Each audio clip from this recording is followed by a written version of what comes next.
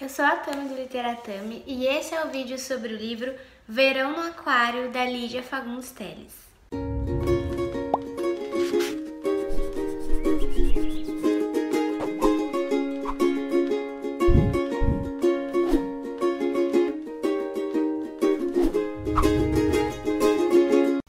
Verão no Aquário é o segundo romance da Lídia Fagundes Telles e também é o segundo livro que a gente está lendo para o projeto Eu Leio Lídia Fagundes Telles. Se você não sabe do que eu estou falando, vou deixar linkado aí em cima o vídeo para que você conheça o projeto, que consiste basicamente em ler a obra completa da Lídia em ordem cronológica. Bom, então esse aqui é o segundo livro dela, ele é narrado em primeira pessoa pela Raíza, a Raíza cujo nome já sugere certo enraizamento que essa personagem vai ter em relação ao passado. Ela vai estar confinada nas suas próprias lembranças, sempre atada ao passado da vivência familiar principalmente. E o centro do livro vai ser basicamente a relação conflituosa que a Raíza tem com a sua mãe Patrícia, que é uma escritora assim irreprovável. Ela é uma pessoa muito reclusa, mas elegante, clássica, e as duas vão ter uma relação ali, embora íntima, muito conflituosa, e essa relação vai meio que motivar o livro, o romance. O título do livro, né, Verão no Aquário, é uma espécie de imagem que a Lídia cria, e nesse sentido ele acaba servindo como uma condensação de toda a base sobre a qual o livro vai se sustentar, tanto por ser uma imagem quanto pela imagem em si, porque aqui a gente pensa no verão tanto quanto a estação do ano propriamente dita, assim, por excelência, porque esse livro se passa no período do verão, ele tem início no verão e acaba durante o verão, mas também pode ser a erupção da Raíza enquanto adolescente, adulta, assim, realmente indo à fase adulta de fato, descobrindo a si mesma, quem ela é e quem ela pretende ser, mas também pode ser, eu acho que aqui esse é o sentido mais forte que a gente percebe com a leitura, referente à sensação, à atmosfera abafada que existe aqui no livro para com os personagens que viveriam dentro desse aquário. O aquário também aparece como uma imagem que pode ser uma referência direta a um objeto real, que é o aquário de peixinhos dourados que tem ali na casa da Raíza, como também pode ser uma metáfora para o ambiente em que vão nadar esses peixinhos, que seriam o círculo social, formariam o círculo social da Raíza e, consequentemente, a galeria de personagens que compõe aqui o Verão no Aquário. Então, a Lídia já mostra no próprio título do livro aquilo que para mim é o mais importante aqui nessa obra, que é justamente a potência das imagens. Esse livro é totalmente constituído através e pelas imagens. São inúmeras imagens que são formadas aqui, existem algumas que são mais fortes aqui na minha memória de leitora, por exemplo, a imagem do crepúsculo como uma mistura de sombra e luz, a imagem do espelho que reflete a si mesma assim, de um modo completo e integral, e nisso eu quero dizer não apenas o nosso aspecto físico, mas o aspecto refletiria também o aspecto da nossa constituição interna. No caso da Raíza, é pelo espelho que ela consegue ver momentos da infância dela que estão ali na raiz do que ela é. E também a metáfora da janela, que eu acho algo interessantíssimo, que seria uma abertura para a observação do outro, enquanto o espelho seria uma abertura para a observação de si mesmo, para a autoanálise, digamos assim. A janela, por sua vez, seria uma espécie de observação, um objeto que possibilita a observação do outro, também uma imagem muito forte. Outras duas imagens que também ficaram muito potentes aqui na minha cabeça são a imagem do casamento como uma espécie de bolsa de água quente que durante a noite vai esfriando, ou seja, com o passar do tempo vai esfriando, e também a ideia de borboleta, de lagarta, que a partir da metamorfose, pelo desejo de se tornar bela, vira então uma borboleta. Mas sem dúvida nenhuma, a metáfora, a imagem criada aqui, que é a mais forte e mais importante de todas, é justamente a imagem do aquário, pelas questões que essa imagem levanta, porque essas são as questões fundamentais do livro. A primeira delas é: quem seriam então os peixes desse aquário? Quem está dentro desse aquário? A segunda questão seria: quem está por fora dele? Qual é a sombra que circunda este aquário? E também, quem é que mantém aquilo ali funcionando? Por que que esses seres permanecem ali dentro?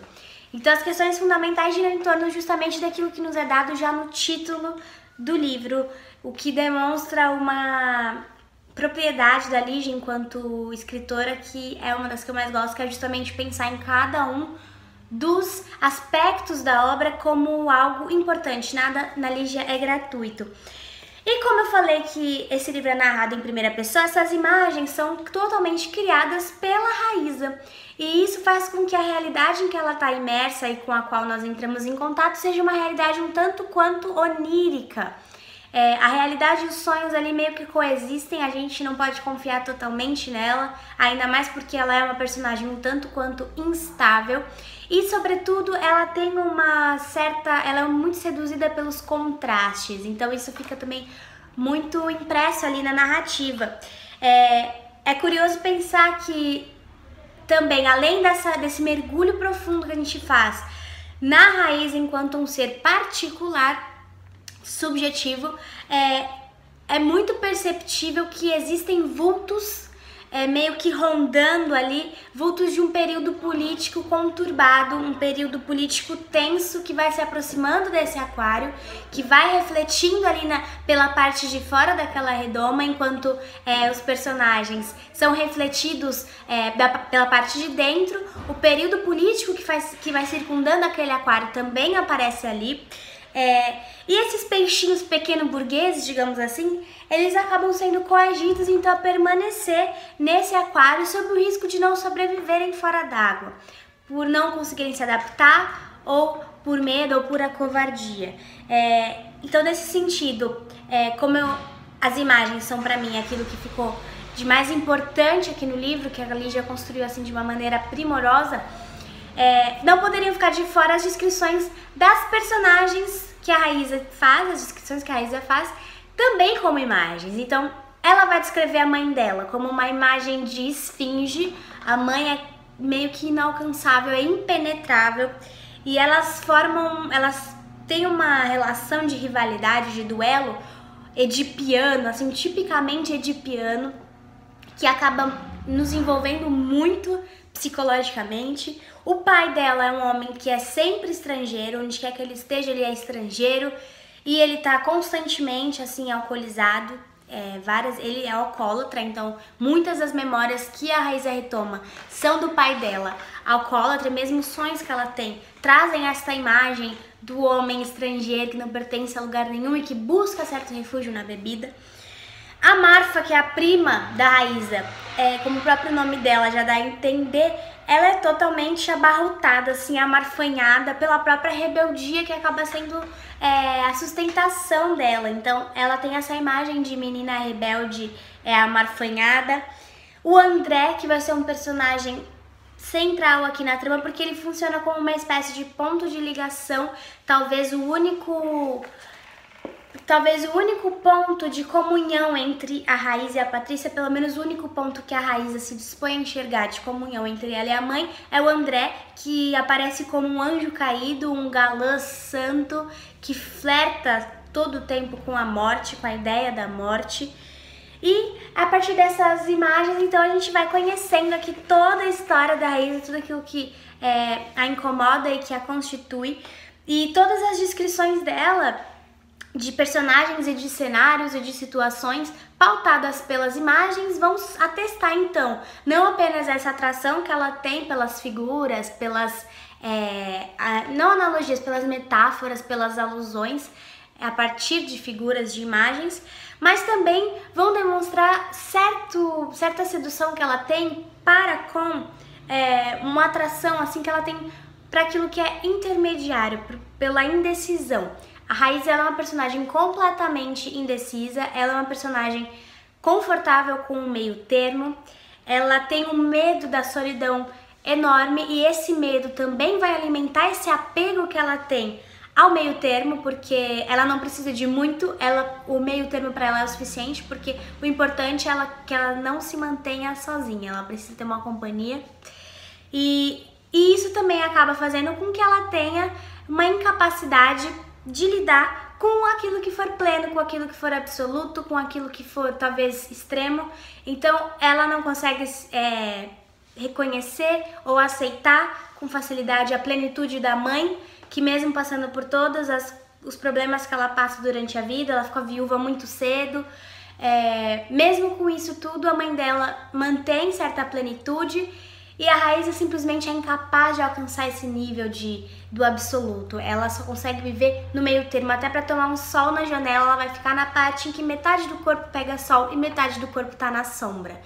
E essas construções que a Lígia dá a entender às vezes que são dadas pela Raíza de forma inconsciente, na verdade são o trato que a Lígia mesmo dá a matéria, né, as palavras que ela tem como objeto ali, como matéria, para construir de maneira tão magistral as suas personagens e as suas histórias.